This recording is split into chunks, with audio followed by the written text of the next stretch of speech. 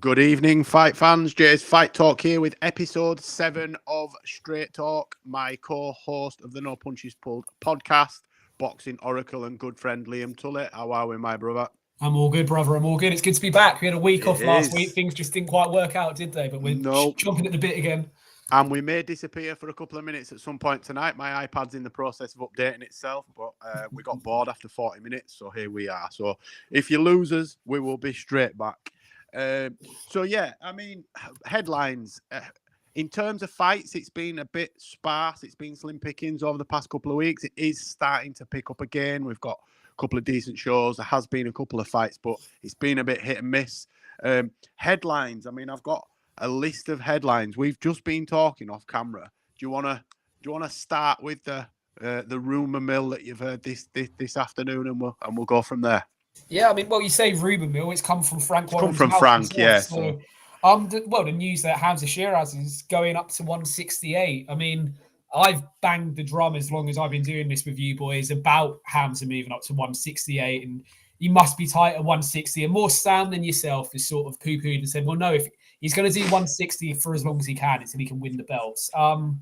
Look, he lost the Adames fight. It's a draw on his record, but he lost the Adames fight. He lost that fight. And now, we know Turkey can get him a rematch because we saw Turkey's involvement on the night, and it's already coming out. He's moving up to 168. It's weird, mate. Look, if it's a health thing, and if something comes out on those lines, then you go fair enough. But if it's the way we're thinking about it, when he's allowed himself to get to 160 for so long, it doesn't sit right. The word I'd use, and I'm not a fighter, I've boxed as an amateur, but I'm not a fighter by a long stretch, is weak. And I just think that it screams weak mentality.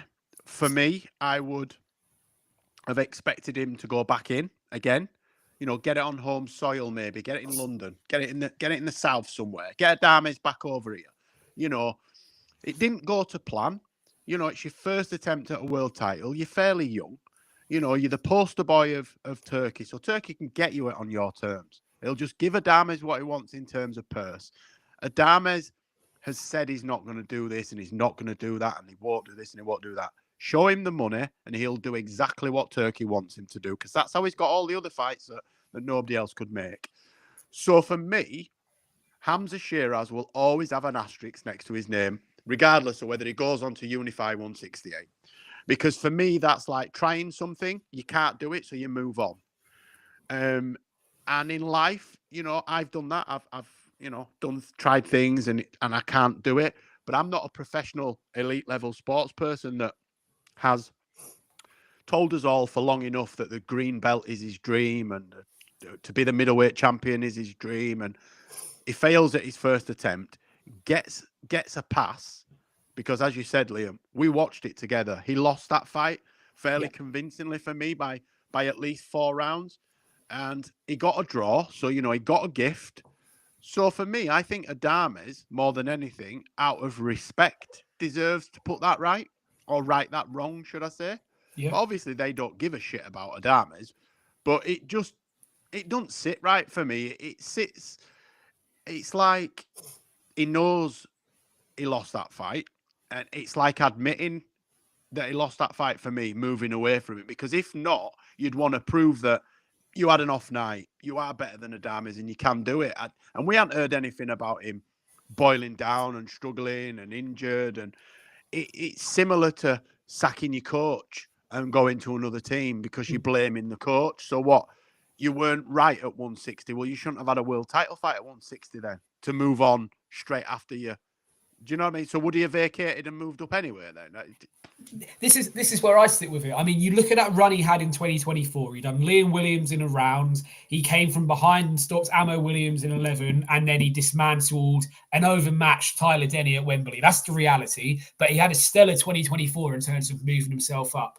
And look, it didn't go right. I had it 116, 112 to Adames when they fought. I think we had it the same. Possibly could have been a bit wider, but that's how I had it on the night, and I haven't watched it back since. Me neither. You've made no excuses on the weight. You've not used that as an excuse. He's not even said. Sometimes fighters hint, don't they, in the build? Oh, look, I've probably got a couple of fights left. My body's outgrowing the weight. We've not heard any of that from Hamza. I mean, he's 25 years old, so of course he's still growing, still developing. We knew he was going to move up at some point, but I doubt very much that if he won on February 22nd, we'd be sitting here now talking about him moving up to 168. I mean, Ben Shalom done an interview on Monday, and he came out with Hamza Shiraz, Callum Simpson for the British Commonwealth, and he's got a WBO #1 eliminator on that for Callum Simpson. And I looked at that and went, sounds great, but Hamza's not moving up. Actually, now, if that's the fight they make for Oakwell in August, which is when Callum's going back there, I'd be all for it. Yeah. It's a really good fight. I'm not... Sorry, go on. But back to this issue, I could be very wrong here and something may come out that completely shoots me down. But in reality, if Hamza Shiraz was the green and gold belt holder right now, he's moving towards Janabek. He's rematching Adames if he got given the decision in this controversial fashion. He's not jumping ship up to 168. It's a weak mentality. It says a lot about where he sees himself mentally wise for me at the moment, as more than anything else. I agree. DJ Pat, thanks for joining us, man. Hope you're well. Thanks for joining us. Yeah, as I said, it's very similar to, firing your coach or moving on. It's everybody else's fault. So this is the weight's fault. The problem for me is I think that some of the attributes that stand him in good stead at 160 ain't going to work for him at 168. 168 is fucking a shark pool. And I'm talking about from top 10 to 1. Whereas middleweight, yes, 10 to 1 is busy, but it's more 4 or 5 to 1 that is a shark pool. It's not as bottlenecked at the top with top fighters. There are fighters at 168 that... What I mean is at 160, Hamza has got a very, very good chance with most of the champions or the top 5. At 168, I don't give him as good a chance of beating, the likes of, I don't know, name one at 168. Callum Simpson, that's not a given for him, and that's domestic level. I think the thing is 168 has become this shark pool because of Canelo. Everyone's kind of come from 175 or 160 that can kind of be in between. Evening, Mitch. To 168 to get the Canelo payday, to get a bit of that Canelo red panty action. At some point, these fighters are starting to move on now. We get that. But like you say, the top end of that division, I still look at and think, I left that fight from Hamza Shiraz last month with more questions than answers for the first time in his career. Maybe the first time since the Bradley Skeet fight where he got away with one, but you can put that down to inexperience as much as anything else. There's still question marks there now. And I do wonder if he goes up to 168, if he's mentally questioning himself and mentally wondering if he's got it in him after the Shiraz fight, someone like Callum Simpson and domestically or even higher up, look at Caleb. Stop him. Look at Caleb Plant or someone like that more on the world level, which is the suggestion Frank's making, the direction I want to move him in.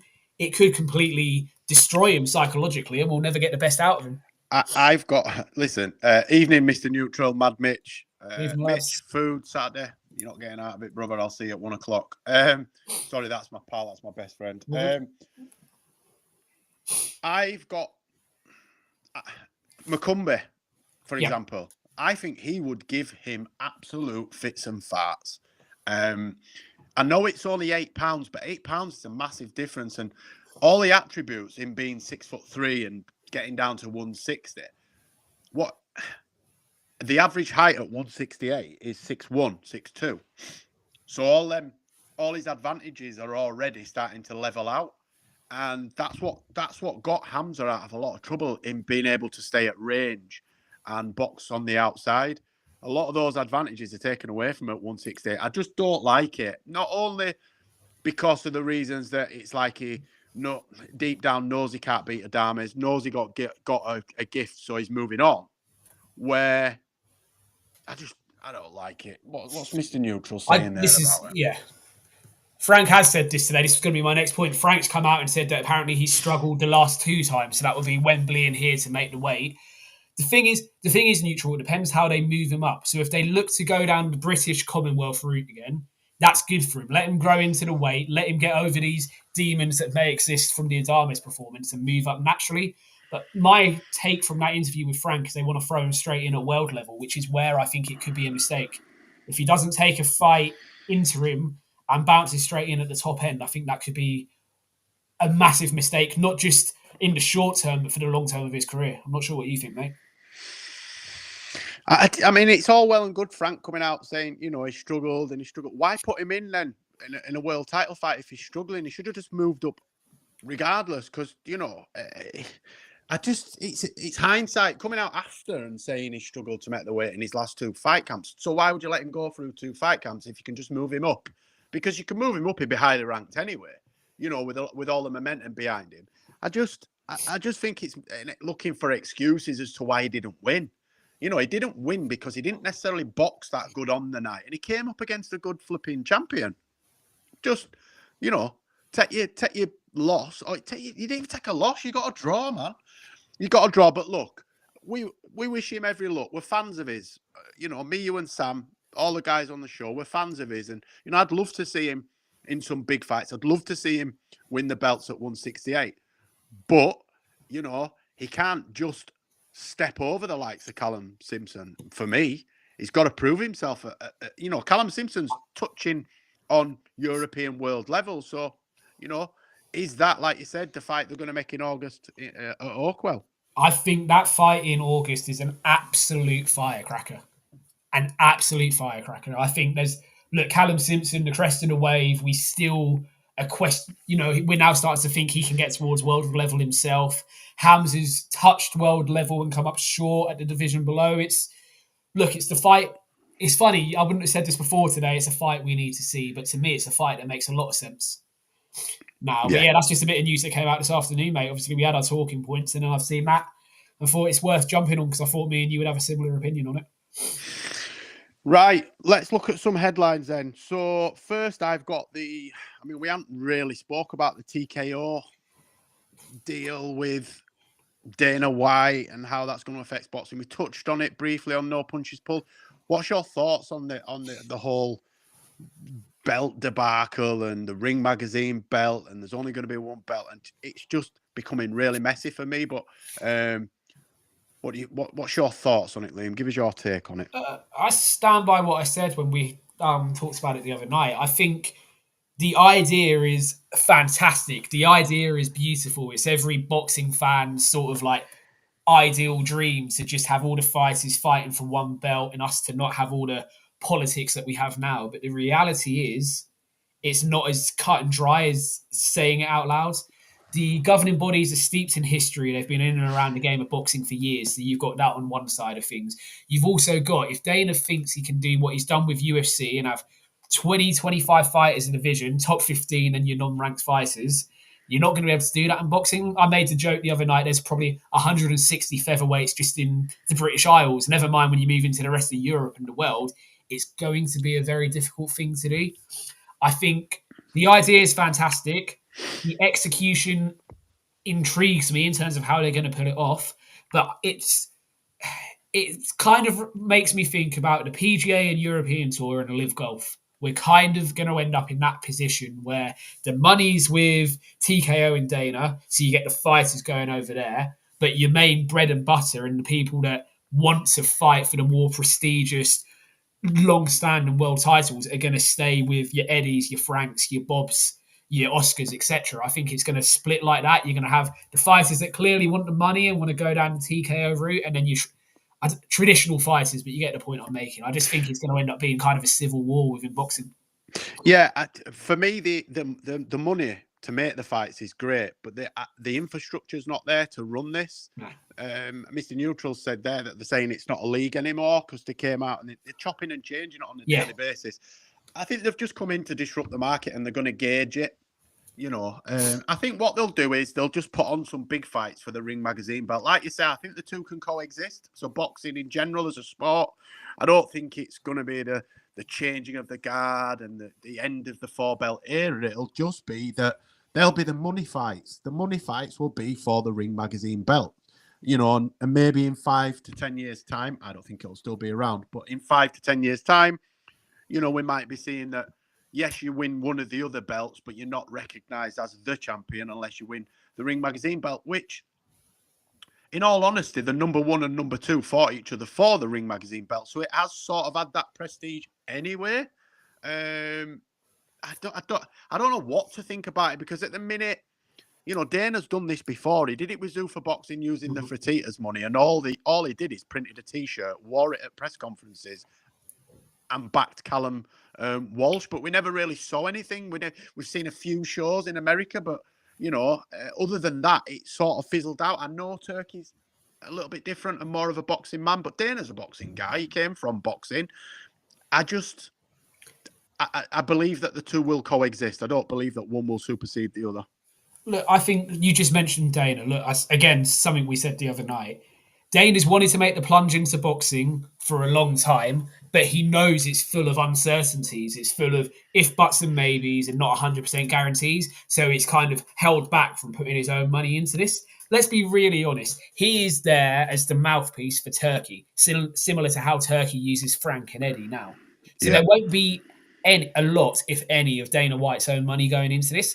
So this is him dipping his toe into boxing. If it doesn't work out, but Dana's found a way into boxing, then when this fizzles out, he can put his own money into it. It's kind of it's a low risk, high reward for him. If it all goes to pot and, you know, it doesn't go anywhere, then he's not losing any of his own money. But if it does go somewhere, it's giving him an in into boxing that he's wanted for 5, 6, 7 years, probably even longer, if that makes sense.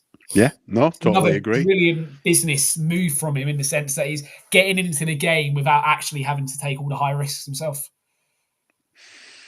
Yeah, we'll just have to see how the land lies in 6 months when they've maybe put on a show or two, and then we'll know more then. We'll know whether they're going to make the big fights or whether they're just going to try and get a foothold within the industry and work their way up, which is fine and fantastic. We need new promotions. We need more money. We need more options for fighters. We need more opportunity for fighters to get rich, because ultimately that's what they want to do. You know, I've got a brother who boxed as a high-level amateur, decent-level pro, and boxing chewed him up and spat him out. I'm not saying he didn't make terrible financial decisions himself, but boxing's a tough sport, and if there's more opportunity for fighters to make considerably more money, then that's always a great thing. That's always a plus side. My only fear is, does it make the gap bigger between grassroots, lower level, and the top, the upper echelons of the sport? That's my only fear. Yeah, look, we know very little, and as Mr. Neutral said, as we've said, it's changing hourly, daily. There's no set in stone plan. The only thing that does look pretty certain is Canelo and Crawford on the 12th of September. It looks like being the birth of this. Whatever guys that's going to take, it looks like the birth is going to be that fight. So we'll see what happens, mate. Do I think it will be around in 10 years? Honestly, no, I don't. Do I think it's a way to disrupt the market and maybe try and revolutionise the way boxing's done? I think that's more what we're leaning towards here. Here we go. So Pat has just said TKO will not last that long. They try to split boxing. Nothing else is my take. Yeah, as I said, I think they're potentially doing this to disrupt the market. And we know that Dana's got an issue with Oscar De La Hoya. I think he's had a bit of back and forth with Eddie Hearn before now. So I think Dana's a bored billionaire or multi-millionaire that you know likes boxing, but I think it's more of a this is what we can do, sort of you show me yours, I'll show you mine, and mine's bigger. Maybe. Yeah, the UFC star, and we said we're going to do a show on this with Sam as well, is dwindling. The position of that company, both with who its champions is and its standing, has declined since COVID, never mind in the last 18 months. So Dana is probably looking for his way out. He's got a choice to make at the end of 25, like you said, if he wants to stay involved with the company. He's testing the waters, mate. And if you're doing it off the back of another billionaire's money, then you might as well. Why not? And I wish him every luck. And look, as I said before, and I can't say this enough, if it gives bigger and better opportunities to more fighters, then I'm all for it. And as I said, I think they can coexist. So we will wait and see. Next on the list, he hasn't come out and said he's pissed off, but I'm pissed off for him.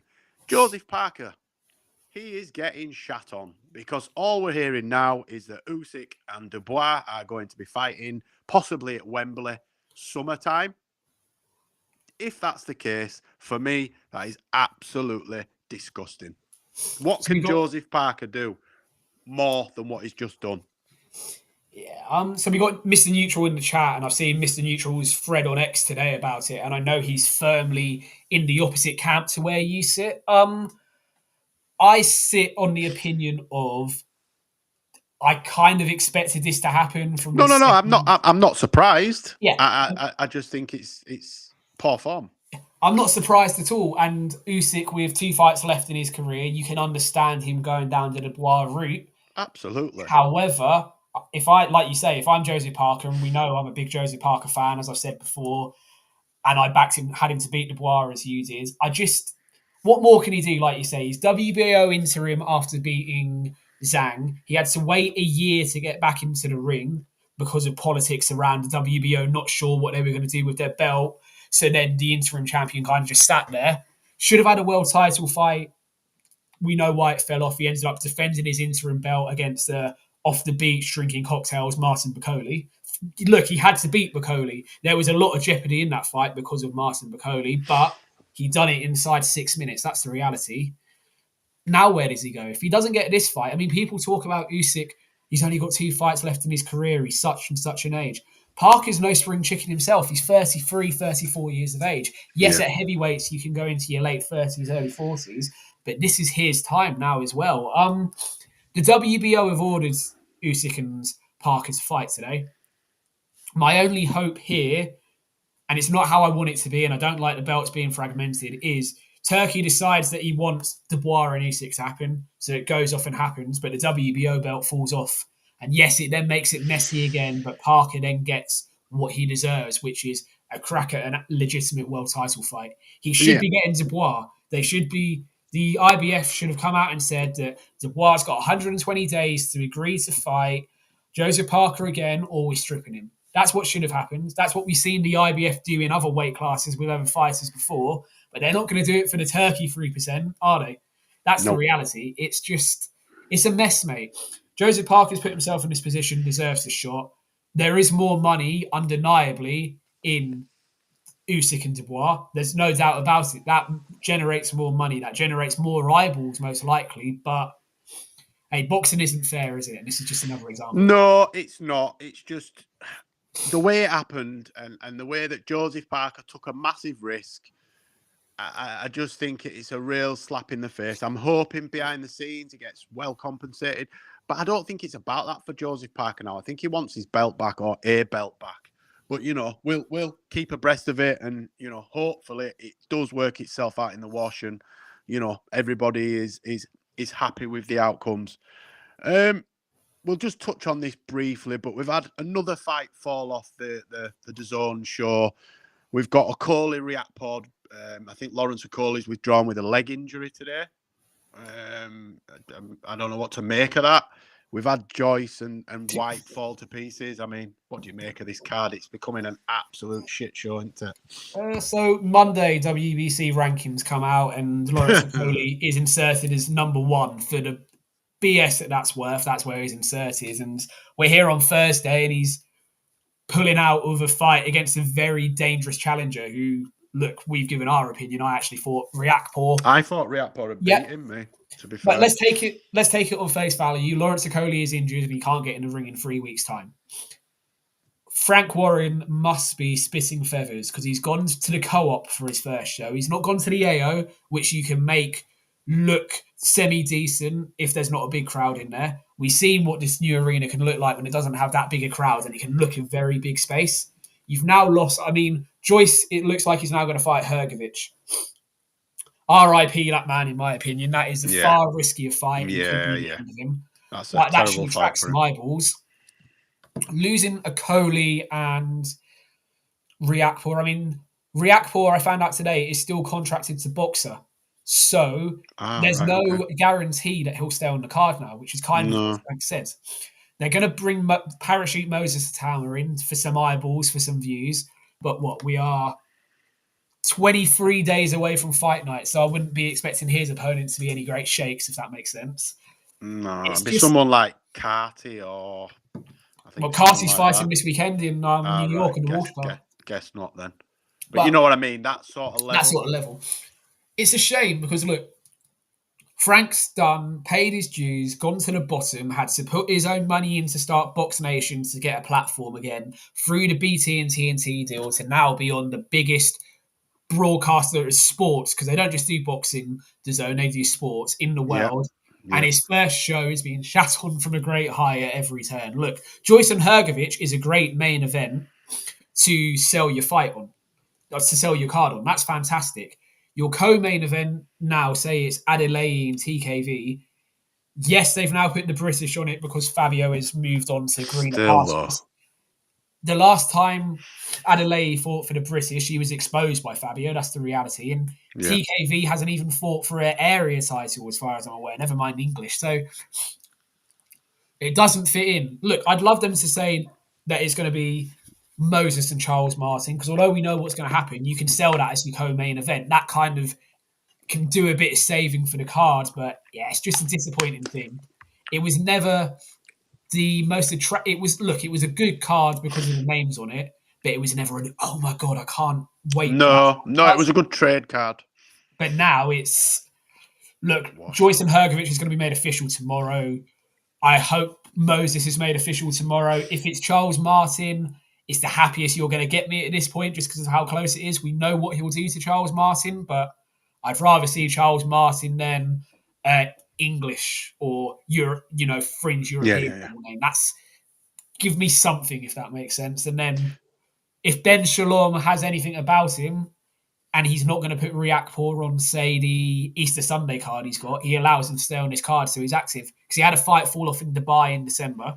He's now had this fall off. He needs to, allow him to stay on this card. Put your personal feelings towards Frank and that to one side and just let you fight. Do the business. Yeah.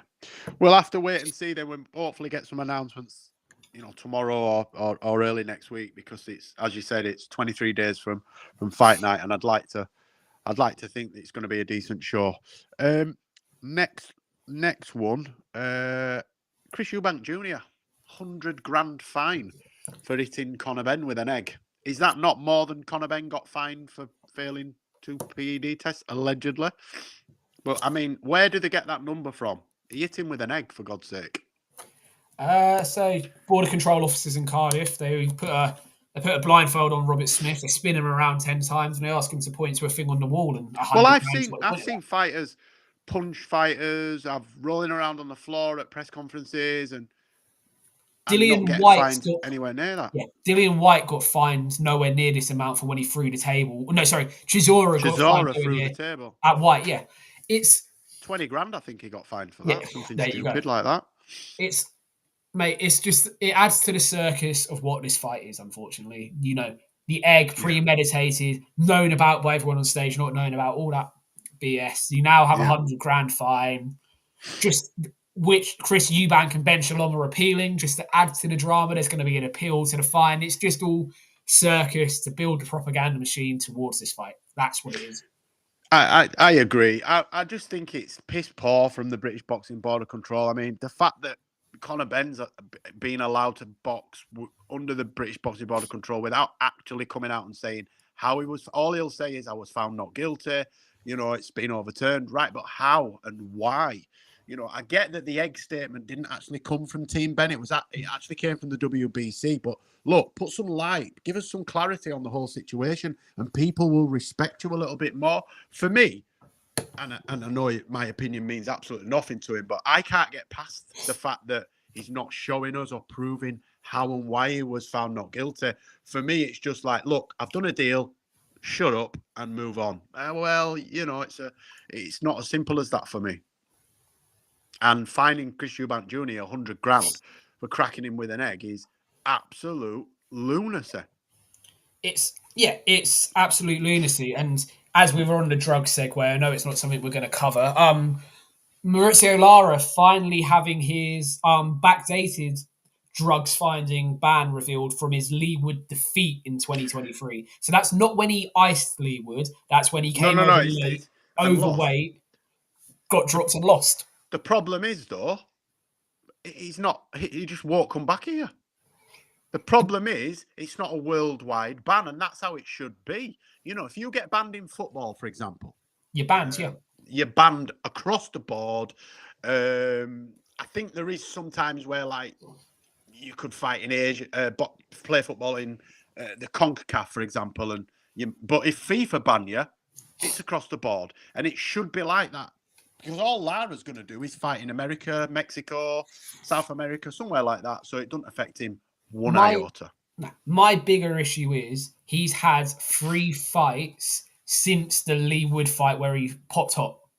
So forget the fact that the ban only stands for the UK, so he's not going to come over. In no great shooks when you come over overweight, completely disrespect the fact you're world champion, etc. Doesn't bother me that. My bigger issue is he's had 3 fights since. Like, It comes back to the lesson to kids is smack someone around the face with an egg, you're going to lose 100 grand. Get caught taking drugs. Oh, it will just get backdated and you can go and fight somewhere else. Because that's what Conor Benn done as well. He went out to America and fought. Mate, it's not something I want to talk about for long, but it just unfortunately is one of boxing's biggest black marks, and it's forever going to be that way, I think. No, I agree. Mate. Right, the next one is Tank is being touted as Lomachenko's manager has come out today and basically mentioned the Tank fight and said he'd prefer that to the Stevenson fight. Are we going to see that fight, Liam? No. I wish I could fluff it up a bit, but Tank isn't even willing to give Frank Martin a rematch, and that's something that he can still play to his advantage in-house with PBC. He's not going to go towards Lomachenko. If he does, huge props to him. I think Lomachenko beats him. Even this version of Lomachenko at this age, I think Lomachenko beats him. I just don't see him doing it. We had this debate after the fight, and we said he doesn't care about belts. He doesn't care about legacy. All he cares about is making as much coin as he can. And there is not as much money in the Lomachenko fight as he can get from pulling up the WBA Intercontinental Champion from the weight division below and draining the life out of him. That's my take on it. Yeah, well, we'll see. I mean, I've always said that Loma is the one that I feel would beat him. So, and after the Lamont Roach performance, I'm more so staunch on. I think that Loma would beat him, but we'll wait and see. I don't really want to cover this, but I will anyway. Keith Thurman came back with a bang, allegedly, midweek in Australia, and they're now talking about Errol Spence. I mean, I'd watch it, but I mean, Spence hasn't boxed since he lost to Crawford. I thought he'd retired, if I'm honest. I mean, people are saying Thurman looked this and Thurman looked. I mean, he boxed Brock Jarvis, for God's sake. No disrespect to Brock Jarvis, but Brock Jarvis ain't world level, is he? No. Look, it's amazing, isn't it? Tim Tszyu was on the Australian broadcast last night. After the fight, they started giving a bit of build-up towards a summer stadium fight for these two. And now all of a sudden, we're hearing this Errol Spence rumour. The only fight I'm interested in seeing Thurman have is Tim Tszyu. The one with his hairline. About... I mean, we're in. Very good. I'm not bothered about Errol Spence because Errol's been inactive since 29th of June 2023. I'm not bothered about anything else. Keith Thurman, Tim Tszyu. Get it on. Tim Tszyu eats them alive, personally. I think so. As long as he isn't too damaged from getting, completely... Yeah, what's his confidence going to be like? Is he going to still be the same fighter that wants to stand and trade, or is he going to be a little bit more sheepish, which would play into Thurman's hands for me? That's my asterisk, but Tim Tszyu should absolutely school Keith Thurman. Would I watch Thurman and Spence? Yeah, of course I would. Because I've always enjoyed Spence. I've always preferred Spence as a fighter to Thurman when they were both fighting at the same time. That's my opinion. I've always been a big Errol Spence fan. Yeah. But now, the position they're both in, I mean, Errol Spence has had those 2 massive car accidents, and we know he's not right with his eye anyway. So you've got that, and he's taking time out of the ring. And you've got Thurman, who does what Thurman does. I just think it would be a fight that we should have seen back in 2017 to 2019. That's when we should have seen it. And whatever we get, if those two did fight, would be the artists formerly known as Errol Spence and Keith Thurman. It wouldn't be. It'd be a bit like on a lesser level. We got Mayweather and Pacquiao, Pacquiao 7 Mayweather. years too Yeah. late. There we go. It's just a fight Yeah, that should have happened at a different time. I agree, and it's funny that Thurman's calling out Spence now.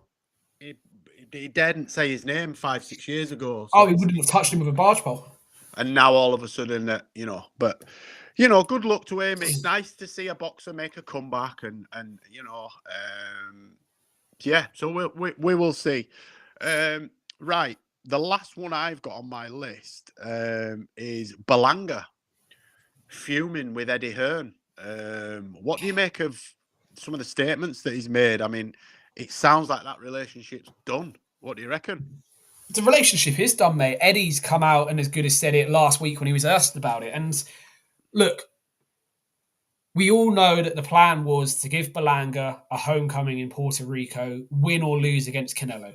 We knew that was the plan. But Eddie Hearn also made it very clear from November, December time that if at the start of February I can't get something sorted in Puerto Rico for him, be it the government or a suitable opponent, etc., stand in the way, I will put him on the undercards in America to get him back active rather than have him just sitting on the shelf.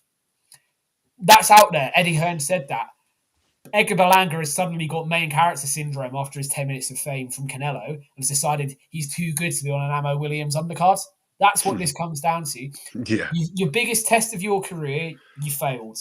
Yep. So you've got to come back down. It's not like Canelo losing that fight. Canelo can still sell out the T-Mobile Arena. It's given him a false opinion of himself. Oh, yeah. He's inflated his ego, maybe. Yeah. Look, you fought on Ammo Williams undercards and had Ammo Williams on your undercards in the build-up to fighting Canelo. So all of a sudden, it's not good enough. I think that says to me a lot more about what Berlanga wants from the game. And he doesn't necessarily want the fights. He wants the money and the fame that comes with it. Because how many fighters after their first loss are so hungry and locked in on getting back in the ring and getting back in the W column, they don't care how it comes? Well, that's what I was going to say. I mean, most fighters that I've ever seen and known that have lost just want to get back in there. Just get me back in there. I don't care where it is. I don't care who it's against. I don't care what show it's on. He seems to be more bothered about the profile. I want to be front and center. I want to be the big shot. Well, hold on a minute. You just got beat. So why don't you just, get some momentum again, and then you can maybe headline in Puerto Rico or New York or somewhere like that. But he's come out and attacking Eddie Hearn is the stupidest thing he could possibly do.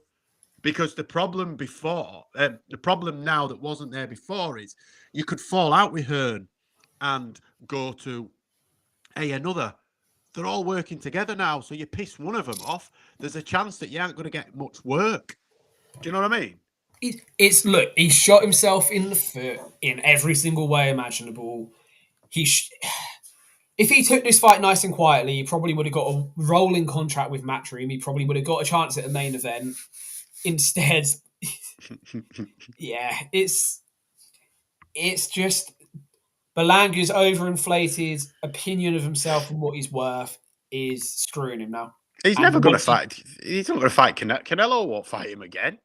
Why would what's Canelo gain from fighting? I'm not calling him Bumlanga. I refuse to call him that, Pat. But yeah, what does Canelo get from fighting him again? There's absolutely no benefit other than a payday. But I don't even think it's that big a fight, especially not now. But on a serious note, and you made the point a minute ago, the only promoter realistically he can go to is PBC and Al Heyman, because everyone else, we've never seen Al. He works in the shadows. He's very reluctant to allow his fighters over onto Riyadh season anyway. So that's the only place for him. And hey, if you want to be a big fish in a small pond, which is how Berlanga's ego looks, then go and join Tank. You and Tank can be best friends, and you can do that sort of thing. If that's how Berlanga values his career. I mean, Berlanga's nowhere near a name as big a Tank as big as Tank. Yeah, the optics of it. Yeah. He just needs to be very, very careful because as we've said, boxing's a cruel sport. They'll cut you adrift as quick as they'll sign you up. In fact, they'll cut you adrift quicker than they'll sign you up. To be honest, so good luck to him. I hope he gets what he wants, but yeah, he's going about it the wrong way. That's it for me for headline. Anything you want to get off your chest before we call it a night, my brother? I think I want to go back to last weekend. Obviously, we didn't do any review on the Royal Albert Hall card, and it's just just something, because I watched a couple of fights with sound because we only came on near the end, and I've gone back and watched the card again, mainly because there hasn't been a lot going on. So I've gone back and watched the full card with sound, and there's just a couple of narratives that have come out of the weekends that I want to touch on quickly. So you had the Chloe Watson Zappacosta fight, which for me, I scored it a draw watching it again whilst cooking dinner and stuff. Going back, I gave it to Zappacosta by 2 rounds. Yeah. If you knew nothing about the fight and you just listened to the Sky Sports commentary, Chloe Watson wins it by about 6 rounds. If you don't have your sight and you're going off of what you hear, and that's kind of where I'm coming from. And the main event, biased commentary.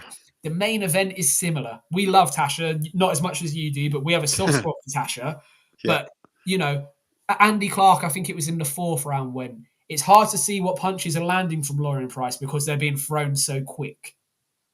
Is that what he said? Yeah, he said that in the 4th or 5th round. And you listen after Lauren Price has just pinged Tasha with a 3-4 punch combination that you can clearly see land. It's just little discrepancies like that. There's a lot of good things going on in boxing at the moment. Yeah.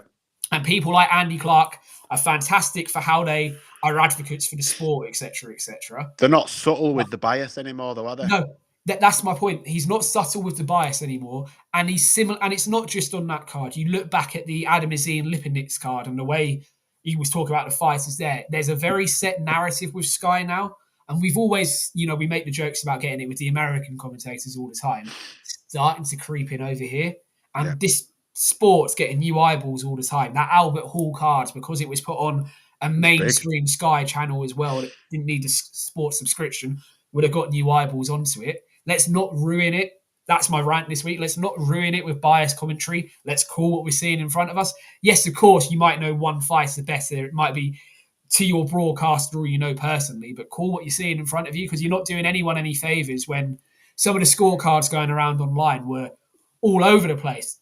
Tasha Lauren was very easy to score. Why?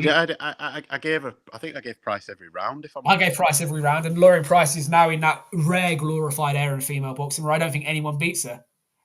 That's where she's put herself to. She's I'd said going into the fight that for me she'd not really boxed anyone, and I'd like to see her prove herself. She more than did that for me. Lauren Price is up there for me. It would take a good. I think Sandy Ryan on her night could potentially push her, but I just think Price is too quick and too strong. I said it on the live last week. I actually think Mayer and Price is the better fight because of their Olympic and amateur styles. They'll both take each other in the same direction, and I think that's probably the fight I'd rather see. Yes, would I like a all-British fight? Of course I was, and I hope Sandy Ryan wins out in Vegas in 2 weekends' time. But I just think style-wise, Mayer's a better matchup. But just a little rant there, mate, because I watched it back and some of the commentary, mate, was... And even in the 10th round of Dubois against Boshi Shin, even some of that when Dubois is out, gassed and getting tanked, she's very clever how she's holding on here. She's not holding on. She's clinging on for dear life. Yeah. That if had gone another 2 rounds, she'd have got stopped, I think. She looked exhausted.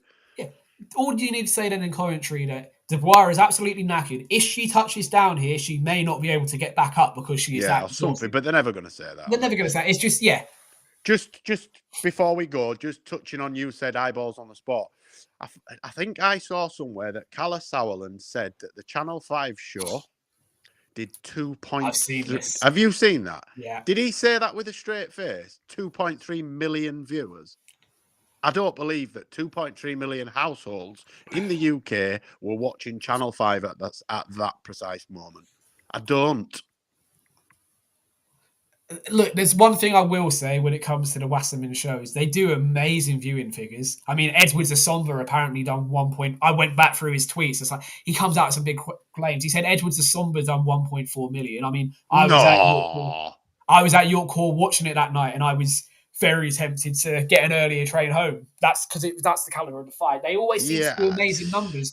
Look, you have a terrestrial platform, and Channel 5 are going to keep you because they like being able to bring boxing on a terrestrial platform.